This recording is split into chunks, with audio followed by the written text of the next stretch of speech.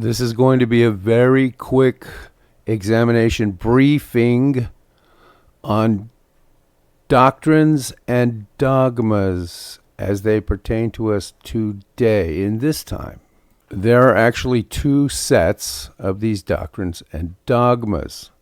One set is of the light, and the other set is, of course, of the darkness. The environment of earthlings is very polarity based. You will see this in every single thing, regardless or not of the doctrines trying to do away with this. It will not be successful, but this is just simple reality, and nobody could miss this. So for this really quick examination, there are two types of doctrines of light and doctrines of darkness. It has been this way for a very long time now, and you'll have to look at the agendas of light and the agendas of darkness to understand where these things are leading, but we're talking about these things themselves, not the agendas behind them. That's somewhere else.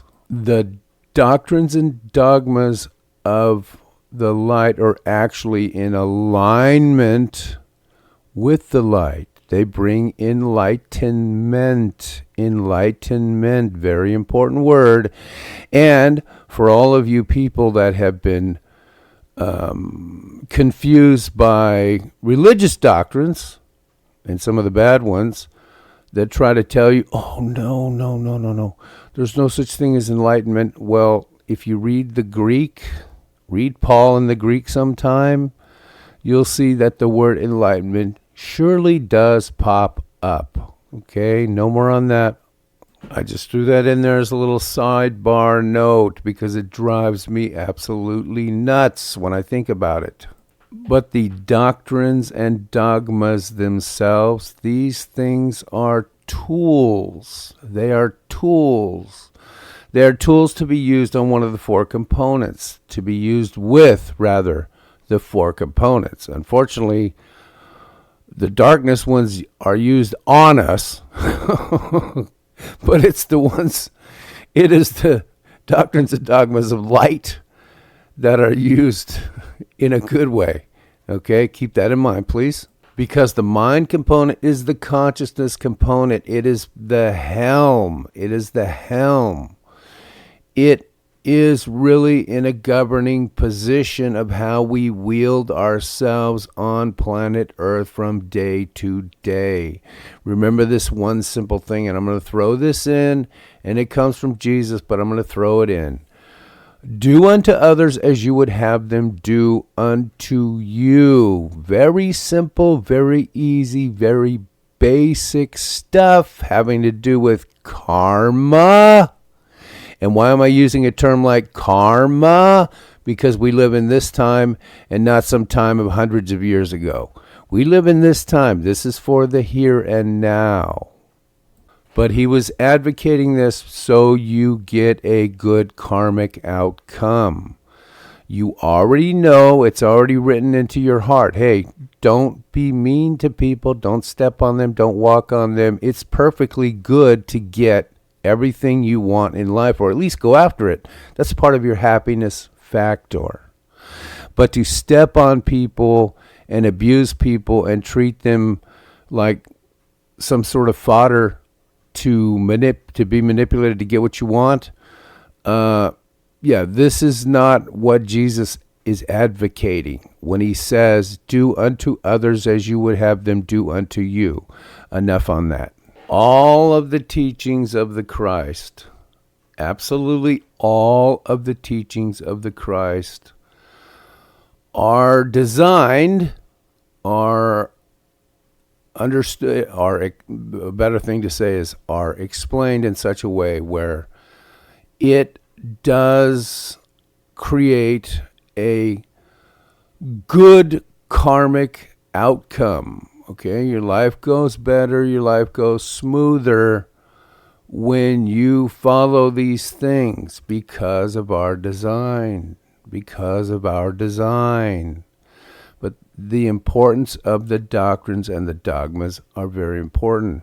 I mean, even the Christ is using them for us, though, not on us, with us, not against us. Because these things, these doctrines and these dogmas, they really do go to the helm. Think of this cornerstone law. Humans have free will. In other words, okay, I got to tie my shoes and lace up my shirt. Okay, now we're talking really old when you lace up your shirt. They didn't have buttons way back then, and you laced them up.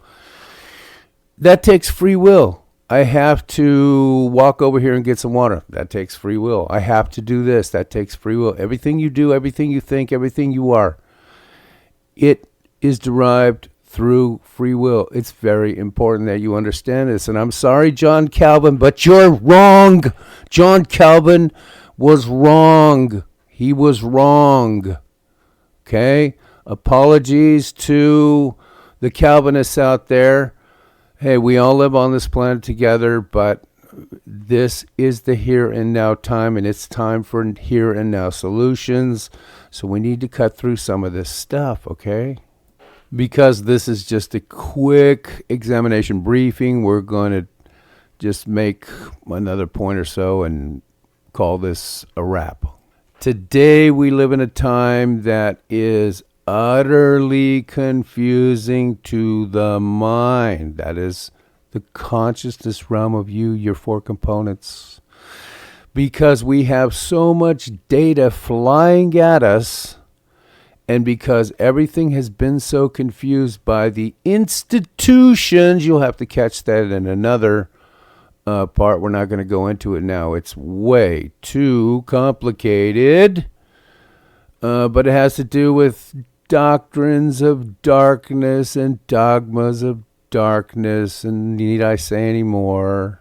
But these doctrines and dogmas, two different systems, one's a system of light, one's a system of darkness, they have been blended by some really astute minds when it comes to how do we manipulate the humans and keep them as slaves, yes, or serfs, or whatever word you like. I don't want to trigger anybody, but you understand my point, okay? How do we keep them in servitude, groveling, and near poverty, and near terrible conditions, so they're easily controlled? Oh, we blend the doctrines, add in a smittle or smackle, a spattle of sound stuff, and then devolve the rest into our maniacal stuff, which is so brilliant. Oh, we're evil creatures of wickedness. It's brilliant, just brilliant. You know, that sort of thing.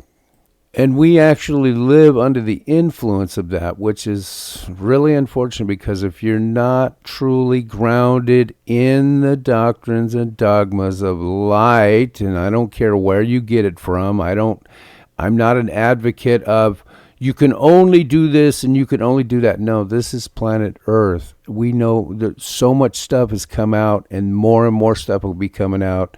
And you need to understand the simple concept that, hey, there's doctrines and dogmas of light, okay? And it doesn't have to have the label, oh, this is Christianity, for it to be doctrines and dogmas of light. And there is doctrines and dogmas of darkness. And it doesn't have to have the label, I am Lord Vader, dun, dun, dun, dun, dun, dun, dun, dun, dun. It doesn't have to have that label. Do you understand? Because we have to use the senses that God has designed into us to ascertain and know, well, let's stack this up against how everything works. And how does this look to us? What do we think of this? Are we going to get a good karmic outcome or a bad karmic outcome? You know, like that movie, The Wizard of Oz. Is it a good witch or a bad witch? Well, this is karmic outcome. Same idea, though, because we're dealing with agendas and such. All right, before this thing gets any longer and I start popping into a sermon, let's just call this a done deal right here. This is quite a good quick little briefing, quick little examination briefing on doctrines and dogmas and what they actually are. Because we really, in this time, in this day, and things the way they are in 2021, this little piece of few minutes right here, this little chat right here, is kind of important. I'm going to say it's very important, but it's important. Okay, please think it over. Thank you.